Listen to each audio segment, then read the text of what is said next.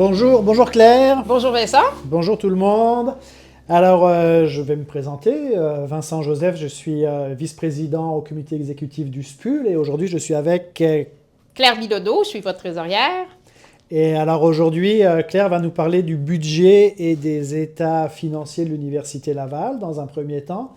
Puis ensuite, moi, je vais vous présenter une proposition qui émane du comité exécutif pour un nouveau modèle d'allocation des budgets. Claire? Excellent, merci Vincent. Alors, avant de commencer, là, je tiens à rappeler à tout le monde qu'il y a déjà 3 vidéos qui ont été produites par le SPUL sur ce sujet-là. Il y en a une sur le budget 2023-2024.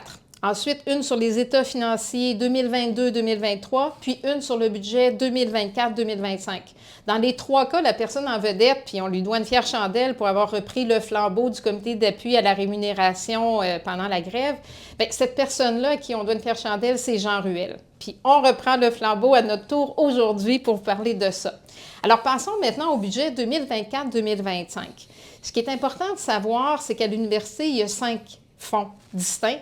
Mais le fonds qui nous intéresse le plus, c'est le fonds de fonctionnement. Parce que ce fonds-là, il est supposé servir à quoi? Fondamentalement, là, il est dédié à la réalisation de la mission d'enseignement et de recherche de l'université. C'est vraiment lui qui est le plus pertinent pour nous. Puis qu'est-ce qui se passe en 2024-2025 selon le budget? Bien, c'est qu'on a un budget total pour ce fonds-là de 883,6 millions. Puis tout de suite en commençant, bien, il y a 303,6 millions qui sont enlevés pour des choix institutionnels. Ça représente 34,4 %.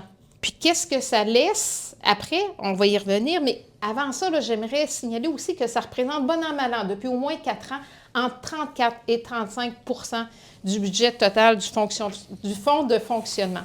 Donc, qu'est-ce que ça laisse après pour les budgets de base, qui ne sont pas seulement pour les facultés, mais aussi pour les vice-rectorats puis pour les unités de la recherche?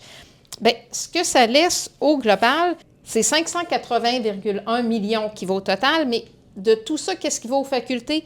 451,6 millions pour les budgets de base, et ce n'est pas suffisant. Ce qu'il faut savoir, c'est que une fois qu'on a ces 451,6 millions-là pour les facultés, comment c'est réparti entre les facultés? Bien, ça dépend de leurs revenus.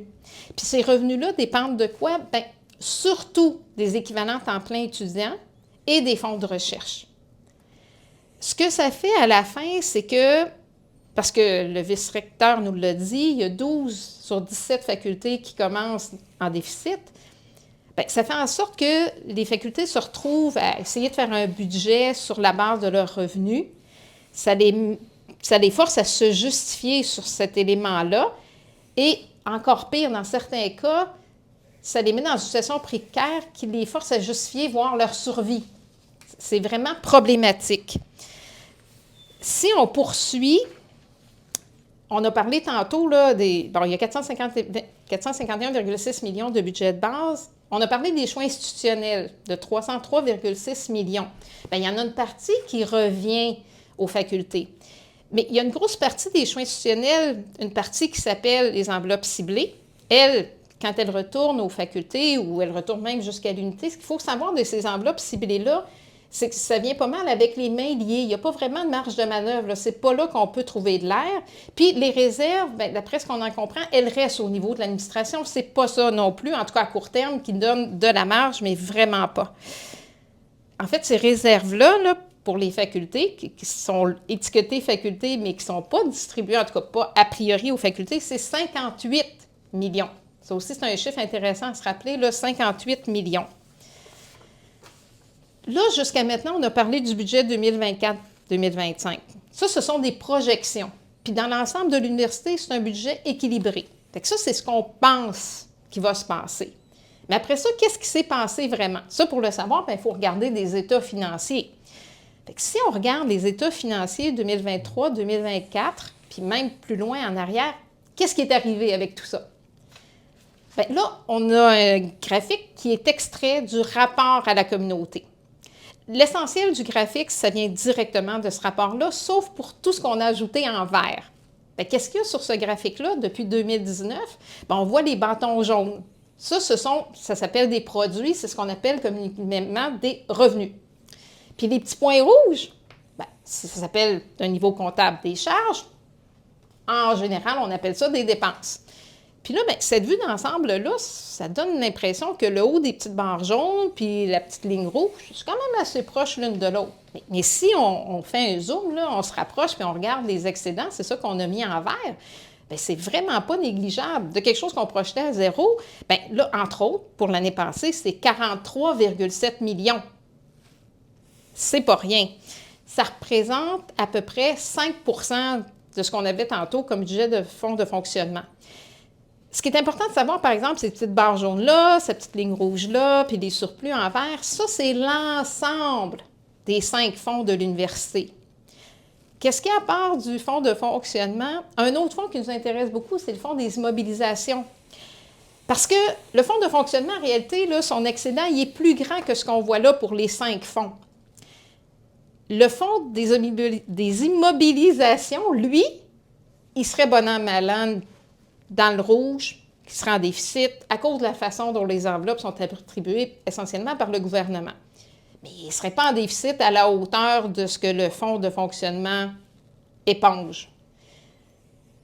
Ça veut dire que ce que le fonds de fonctionnement dégage, au-delà de ce dont on a vraiment besoin, le fonds des immobilisations se trouve aspiré par le fonds des immobilisations année après année. Fait que ça, nous, à l'exécutif, on se dit que il y a peut-être moyen de faire autrement. Alors, Vincent, je te laisse nous présenter ça au nom du comité exécutif. Alors, effectivement, il y a peut-être moyen de faire autrement. On y a passé un petit peu de temps. Puis, ce qu'on s'est dit, c'est qu'il y avait effectivement moyen de diminuer les choix institutionnels d'un côté et d'augmenter les budgets de base des facultés de l'autre côté. Alors, comment ça pourrait se passer? En fait, d'abord, ça pourrait vraiment servir à redonner de la marge, de l'oxygène aux facultés. Et on pourrait, par exemple, retirer entre 4 et 5 % des choix institutionnels. Et deuxièmement, prendre ces sommes pour les répartir complètement en entier dans le budget des facultés, pour augmenter le budget de base des facultés. Alors, par exemple, si on fait passer la ponction qui est faite pour les choix institutionnels chaque année de 34,4 à 30 %, sur le budget 2024-2025, ça nous fait un montant de 38,5 millions qui pourrait aller directement au budget de base des facultés, et donc faisant passer le budget de base des facultés de 451,6 millions à 490,1 millions. OK ? Donc, pour les facultés, c'est une somme importante. En fait, on se retrouve à retirer 4,4 % du total, mais on le redistribue aux facultés, ça représente pour les facultés une augmentation de 8,5 %. Donc, simplement ça fait une différence très importante. Ensuite, évidemment, on peut se demander comment répartir ce montant additionnel entre les facultés. Et donc, ça, c'est la deuxième partie de la proposition.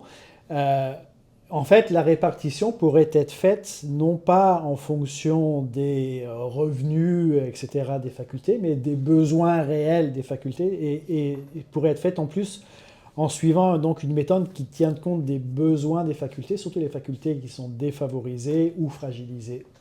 Donc voilà, ça complète la proposition du comité exécutif. Bien, merci beaucoup, Vincent. Moi, ça me semble clair. L'idée, c'est de redonner de l'air aux facultés. Tout à fait. De s'assurer qu'elles puissent se développer. Puis, on espère vraiment que ça va se rendre, que ça va être pris en compte pour le budget 2025-2026. Puis, en plus, idéalement, il faudrait que ça se répercute jusque dans les départements pour les facultés qui sont départementalisées. Donc, encore une fois, merci beaucoup, Vincent. Merci, Claire. Puis, bonne réflexion, tout le monde.